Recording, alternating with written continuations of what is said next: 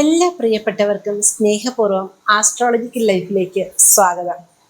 ഇന്ന് നമുക്ക് ജൂൺ മാസത്തിലെ വ്യാഴമാറ്റം തുലാം രാശിക്കാർക്ക് എങ്ങനെയുണ്ടെന്ന് നോക്കിയാലോ. പൊതുവിൽ കുറച്ച് മനക്ലേശവും വിഷമങ്ങളും ഒക്കെ ഉണ്ടായിരുന്നു അല്ലേ. അതിനൊക്കെ ഒരു മാറ്റം വരുന്ന വർഷമാണ് കേട്ടോ. മാനസികമായിട്ട് കുറച്ച് ടെൻഷനൊക്കെ ഉണ്ടായിരുന്നൊക്കെ ഒന്ന് മാറി നല്ലൊരു തലത്തിലേക്കൊക്കെ എത്താൻ സാധ്യതയുള്ളൊരു വർഷമാണ്. തൊഴിൽപരമായിട്ട് പുരോഗതി, തൊഴിൽ മാറ്റം, എന്നാൽ ഇടയ്ക്കിടയ്ക്ക് കുഞ്ഞു കുഞ്ഞു ടെൻഷൻ ഒക്കെ ഉണ്ടാവുന്ന ഒരു സമയമാണ്.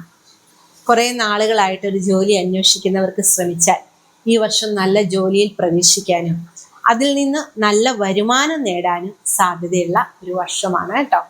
ജോലി സംബന്ധമായിട്ട് വിദൂരങ്ങളിലൊക്കെ ഉള്ളവർക്ക് നാട്ടിലെത്തുന്നതിനൊക്കെയുള്ള ഒരവസരങ്ങളും ഉണ്ടാവാൻ സാധ്യതയുള്ള ഒരു വർഷമാണ്. വിദ്യാഭ്യാസ കാര്യങ്ങളിലെ കുട്ടികൾക്ക് നല്ല രീതിയിലുള്ള പുരോഗതി ഉണ്ടാവാൻ യോഗമുണ്ടെങ്കിൽ പോലും പഠിക്കുന്ന കാര്യങ്ങൾ ഓർമ്മയിൽ നിൽക്കാത്തത് കൊണ്ടുള്ള ചെറിയ ചെറിയ വിഷയങ്ങളൊക്കെ ഉണ്ടാവാൻ സാധ്യതയുണ്ട്. അപ്പോൾ നല്ല രീതിയിൽ ഒന്ന് പ്രോത്സാഹിപ്പിച്ച് ഒന്ന് നമ്മൾ ബൂസ്റ്റ് ചെയ്ത് കൊടുത്താൽ കുഞ്ഞുങ്ങൾ കുറച്ചുകൂടെ ഉത്സാഹിച്ച് പഠിക്കുകയും അതുവഴി അവർക്ക് നല്ല മാർക്ക് വാങ്ങാനും സാധിക്കുന്ന ഒരു വർഷമാണ് കേട്ടോ.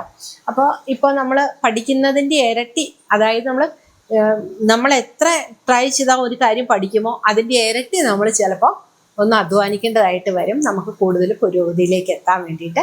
അപ്പോൾ അതൊന്ന് ശ്രദ്ധിച്ച് നമ്മൾ നന്നായിട്ട് ശ്രമിക്കണം കേട്ടോ. പിന്നെ നമുക്ക് വിദേശത്തൊക്കെ പോകാൻ യോഗമുണ്ട്, കുഴപ്പമില്ല. വിദേശത്തുള്ളവർക്ക് നാട്ടിൽ വരാനുള്ള യോഗങ്ങളും കാണിക്കുന്നുണ്ട്. സാമ്പത്തികമായിട്ടുള്ള കാര്യങ്ങളിലൊക്കെ പുരോഗതിയും നേട്ടങ്ങളും ഒക്കെ ഉണ്ടാകുമെങ്കിലും വരവിൽ കൂടുതൽ ചെലവുണ്ടാവാൻ സാധ്യതയുള്ള ഒരു വർഷം കൂടിയാണ് കേട്ടോ. കുഴപ്പമില്ലാതെ പോകണമെങ്കിൽ വരവും ചെലവും തുല്യമായിട്ട് പോയാൽ, അല്ലെങ്കിൽ അതിൽ വരവിനേക്കഴിഞ്ഞും ചെലവ് കുറവാണെങ്കിലാണ് നമുക്കൊരു ഇതിൽ പോകത്തുള്ളൂ. പക്ഷെ ഇതിനകത്ത് നമുക്ക് പറയാൻ പറ്റുന്നത് നമുക്കിടെ വരവിനേക്കഴിഞ്ഞും കൂടുതൽ ചെലവുകളൊക്കെ വരാൻ സാധ്യതയുണ്ട്. അപ്പോൾ സാമ്പത്തിക കാര്യങ്ങളിലൊക്കെ പൊതുവിൽ ഈ തുലാം രാശിക്കാര് സാമ്പത്തികത്തിൽ വളരെ നിഷ്ഠയുള്ളവരും ഒരു പിടുത്തമൊക്കെ ഉള്ളവർ തന്നെയാവും. എന്നാലും ഒന്നും കൂടി ഒന്ന് കെയർ ചെയ്യുന്നത് ബെറ്റർ ആയിരിക്കും കേട്ടോ. അപ്പോൾ നമുക്ക് കൂടുതൽ പുരോഗതിയൊക്കെ നേടിയെടുക്കാൻ സാധിക്കും. കുഴപ്പമില്ല, എന്നാലും സാമ്പത്തികം വരവും ഉണ്ടാവും, കുറച്ച് ചെലവും ഉണ്ടാവും കേട്ടോ. ദാമ്പത്യപരമായി ദമ്പതികൾ തമ്മിൽ ഐക്യങ്ങൾ ഉണ്ടെങ്കിൽ പോലും ചെറിയ ചെറിയ കാര്യങ്ങളെ ചൊല്ലി ചെറിയ സൗന്ദര്യപ്പിണക്കങ്ങളൊക്കെ ഉണ്ടാവാൻ സാധ്യതയുള്ളൊരു വർഷമാണ്. ചിലപ്പോൾ തൊഴിൽ സംബന്ധമായിട്ടൊക്കെ അകന്ന് താമസിക്കാനും സാധ്യത ഉണ്ടാവാൻ അതുണ്ട്. കാരണം ചിലപ്പോൾ രണ്ടിടത്ത് തൊഴിലായി കഴിഞ്ഞാലും അങ്ങനെ വരാം, നോർമൽ ഓക്കെ അങ്ങനെയാവാം കേട്ടോ. അങ്ങനെയുള്ള ഇഷ്യൂ ഉണ്ടാവാൻ സാധ്യതയുണ്ട്. വിവാഹ കാര്യങ്ങളിൽ നടക്കാത്തത് കൊണ്ട് വിഷമിക്കുന്നവർക്കാണെങ്കിൽ ശ്രമിച്ചാൽ നല്ല വിവാഹബന്ധം വരാനുള്ള യോഗമുണ്ട്. എന്നിരിക്കലും നല്ലതുപോലെ അന്വേഷിച്ചിട്ട് മാത്രം നമ്മൾ വിവാഹ കാര്യങ്ങൾ നടത്തുക. അതിപ്പം സ്ത്രീ ആയാലും പുരുഷനായാലും. ഇല്ലെങ്കിൽ അതിനകത്ത് കുഞ്ഞു കുഞ്ഞു ചതികളൊക്കെ പറ്റാനും നമുക്ക് സാധ്യതയുണ്ട്. എന്നും കരുതി അതൊരു വലിയ വിഷമം അല്ലെങ്കിൽ മാനസികമായ ഒരു പ്രശ്നമൊന്നും ആക്കണ്ട. നമ്മൾ നല്ലതുപോലെ അന്വേഷിച്ച് ആലോചിച്ച് നോക്കി നടത്തിയാൽ മതി. അപ്പം അതിനകത്ത് നമുക്ക് കുഴപ്പങ്ങളൊന്നും വരില്ല കേട്ടോ. ബിസിനസ് മേഖലയിൽ നിൽക്കുന്നവർക്ക് നമ്മളൊരാളെ വിശ്വസിച്ചേൽപ്പിച്ച് പോയാൽ നഷ്ടം ഉണ്ടാവാനും അല്ലെങ്കിൽ അതിൽ നിന്ന് ഒരുപാട് നമ്മൾ പഠിക്കാനും ഒക്കെയുള്ള ഒരവസരം ഉണ്ടാവാൻ സാധ്യതയുണ്ട്. അപ്പോൾ അവനവൻ്റെ ബിസിനസ്സിൽ മറ്റുള്ളവർ ഇത്ര വിശ്വസ്തരുണ്ടെങ്കിൽ പോലും അവരെ നമുക്ക് വിശ്വസിക്കാൻ വേണ്ട എന്നല്ല. അപ്പം നമ്മുടെ ഒരു കണ്ണും കൂടി അതിനകത്ത് ഉണ്ടാവുന്നത് കൂടുതൽ മാറ്റങ്ങളും കൂടുതൽ പുരോഗതിയിലും നമ്മളെ എത്തിച്ചു എന്നുള്ള കാര്യത്തിൽ ഡൗട്ട് വേണ്ട കേട്ടോ.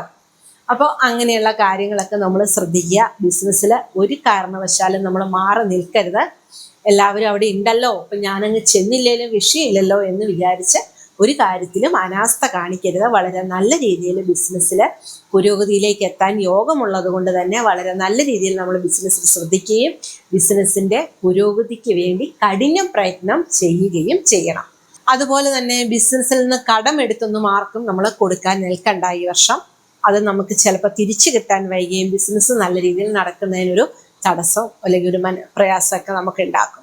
വീടും സ്ഥലമൊക്കെ പുതിയ വീടിന് ശ്രമിക്കുന്നവർക്ക് ചെറിയ ചെറിയ കാരണങ്ങൾ കൊണ്ട് വൈകുമെങ്കിലും നമ്മളൊന്ന് ആഞ്ഞു ശ്രമിച്ചാൽ പുതിയ സ്ഥലം വാങ്ങാനും വീട് വെക്കാനും ഒക്കെ നമുക്ക് സാധിക്കും കേട്ടോ. അതുപോലെ തന്നെ ഉള്ള വീട് പുതുക്കി പണിയാനോ അല്ലെങ്കിൽ വിൽക്കാൻ ആഗ്രഹിക്കുന്നവർക്കോ അതിനൊക്കെ ശ്രമിച്ചാൽ നടക്കും.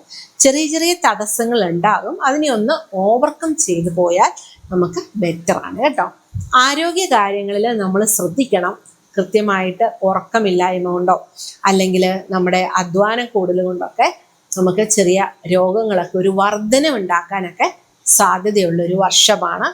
അപ്പോൾ സാമ്പത്തിക കാര്യങ്ങളിൽ നമുക്ക് വലിയ പ്രശ്നങ്ങളില്ലെങ്കിലും ഉള്ള പ്രശ്നത്തിൽ അത് കൂടുതൽ വിഷയമാവാതിരിക്കാൻ ആരോഗ്യ കാര്യങ്ങൾ നമ്മൾ പ്രത്യേകം ഒന്ന് കെയർ ചെയ്യുന്നത് എന്തുകൊണ്ടും ബെറ്റർ ആയിരിക്കും. നമ്മുടെ ആരോഗ്യത്തിനും നമ്മുടെ സാമ്പത്തിക ഭദ്രതയ്ക്കും അത് ബെറ്റർ ഒരു ഓപ്ഷൻ ആയിരിക്കും കേട്ടോ. അതൊന്ന് ശ്രദ്ധിക്കുക. പൊതുവിൽ നമുക്ക് മാനസികമായിട്ട് അല്ലെങ്കിൽ പുരോഗതിയൊക്കെ ഉണ്ടാവാനൊക്കെ ശ്രമിച്ച് നടക്കും. അതുപോലെ സന്താന യോഗമൊക്കെ ഇല്ലാതെ കഷ്ടപ്പെടുന്നവർക്ക് ശ്രമിച്ചാൽ ഈ വർഷം സന്താന യോഗമൊക്കെ ഉണ്ടാവാനുള്ള സമയം ആണ്. കുഴപ്പമില്ല. സന്താന പ്രാപ്തി അല്ലെങ്കിൽ നമുക്ക് അങ്ങനെയുള്ളതായ കുടുംബത്തിൽ ചെറിയ ചെറിയ സന്തോഷങ്ങളൊക്കെ വരുന്ന മംഗളകർമ്മങ്ങളൊക്കെ നടക്കാനുള്ള യോഗം കൂടി ഉള്ള ഒരു വർഷമാണ് കേട്ടോ.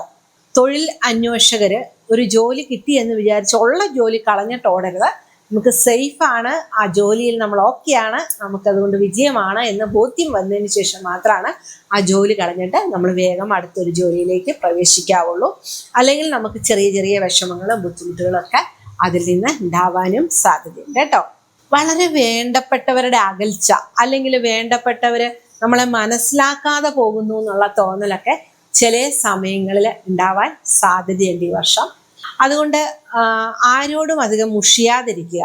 കൂടുതലും നമ്മൾ സൽക്കർമ്മങ്ങൾ, ദാനധർമ്മങ്ങൾ അല്ലെങ്കിൽ ഈശ്വര പ്രാർത്ഥനകൾ അങ്ങനെയൊക്കെ കൂടുതലും നമ്മൾ പോസിറ്റീവായിട്ടുള്ള കാര്യങ്ങളിലേക്കൊക്കെ മാറുക. സത്സംഗം അങ്ങനെയുള്ള കാര്യങ്ങളിലേക്കൊക്കെ നമ്മൾ മാറുന്നത് കുറച്ചും കൂടി നമ്മുടെ മനസ്സിന് ഒരു റിലാക്സ് കിട്ടാൻ വേണ്ടിയിട്ട് ബെറ്റർ ഒരു ഓപ്ഷൻ ആയിരിക്കും കേട്ടോ. അപ്പോൾ നമ്മളതിന് ചെയ്യേണ്ടത്, ഇപ്പോൾ ഒരു വഴിപാട് എന്താ ചെയ്യേണ്ടതെന്ന് ചോദിച്ചാൽ നാഗക്ഷേത്രത്തിൽ വഴിപാട് നടത്തുക, അല്ലെങ്കിൽ നമ്മൾ ശാസ്താവിന് കഴിവുപോലെ വഴിപാട് ചെയ്യുക. ഇതൊക്കെ ഉത്തമമാണ്, ബെറ്ററാണ്.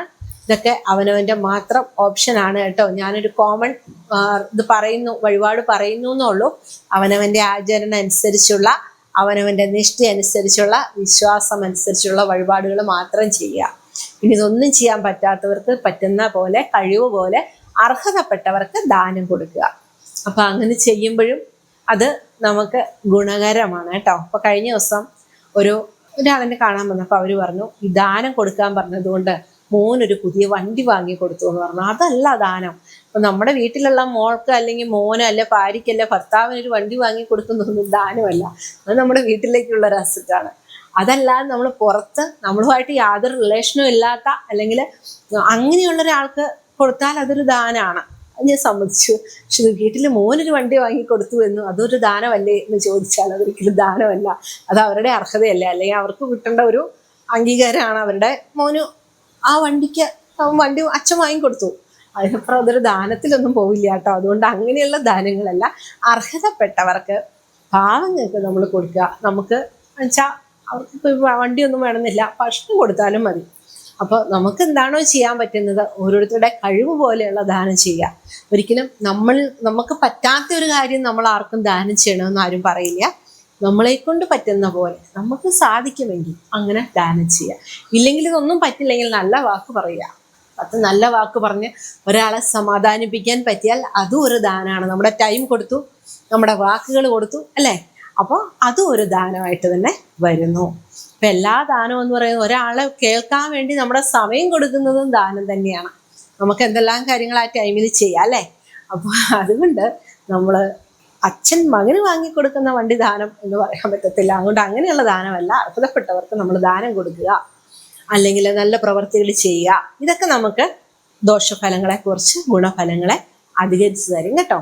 അപ്പോൾ എപ്പോഴെങ്കിലും നമുക്ക് ഇതിൻ്റെ ഒന്നും ഫലം കിട്ടുന്നില്ലേ എന്ന് തോന്നിയാൽ നല്ലത് ചെയ്യുക, നല്ലത് പ്രവർത്തിക്കുക, നല്ലത് പറയുക. ഉറപ്പായിട്ടും നമ്മളിലേക്ക് നല്ലത് മാത്രം വരുള്ളൂ കേട്ടോ. അപ്പോഴേ ഇത്രയും സമയം എന്നോടൊത്ത് ഈ ആസ്ട്രോളജിക്കൽ ലൈഫിൽ സഞ്ചരിച്ച് നിങ്ങൾക്ക് എല്ലാവർക്കും സ്നേഹത്തിൻ്റെ ഭാഷയിൽ നന്ദി, നമസ്കാരം.